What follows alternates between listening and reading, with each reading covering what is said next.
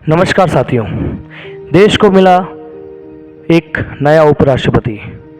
क्या उपराष्ट्रपति इस समय ज़रूरी था? इनके चुनाव ज़रूरी थे? क्या सरकार जो सिंप्लीफिकेशन जो प्रोसेस होती है उसके तहत क्या उपराष्ट्रपति का चुनाव नहीं कर सकती थी? देश की जनता जानती थी कौन उपराष्ट्रपति बनेगा, कौन नहीं बनेगा।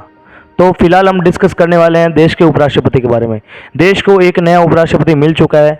जिस प्रकार हमें पता है कि जो हमारे पूर्व जो उपराष्ट्रपति रह चुके श्रीमान जगदीप जी धनखड़ साहब हैं, जो हमारे देश के उपराष्ट्रपति रह चुके हैं, उन्होंने एक तत्काल समय में इस्तीफा दिया था और उन्होंने एक पर्सनली रीजन के तौर पे बता करके अपने पद से त्यागपत्र दिया। और इस बीच समय में हमारे देश को एक चुनाव के माध्यम से एक नया उपराष्ट्रपति मिला जिनका नाम है डॉक्टर सीपी राधाकृष्णन, जो हमारे देश के वर्तमान में उपराष्ट्रपति बन चुके हैं। उनका अगर हम बायोग्राफी की बात करें, उनकी जीवन के बारे में बात करें तो वो महाराष्ट्र के 24वें राज्यपाल भी रह चुके हैं। वर्तमान में जो कार्यरत रह चुके हैं 24वें जो राज्यपाल महाराष्ट्र के उसमें कार्यरत है वर्तमान में।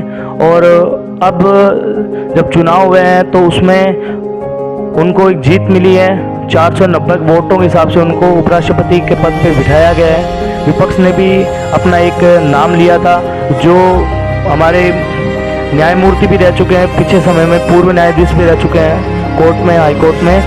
तो उन्होंने भी विपक्ष के अंदर उपराष्ट्रपति पद के लिए अपना नामांकन किया था, परंतु जीत हुई डॉक्टर सीपी राधाकृष्णन, जो हमारे देश के ऐसे तो 17वें राष्ट्रपति हैं, उपराष्ट्रपति हैं, परंतु उन्हें 15वें उपराष्ट्रपति के बारे में 15वें उपराष्ट्रपति हमारे देश के हैं वो।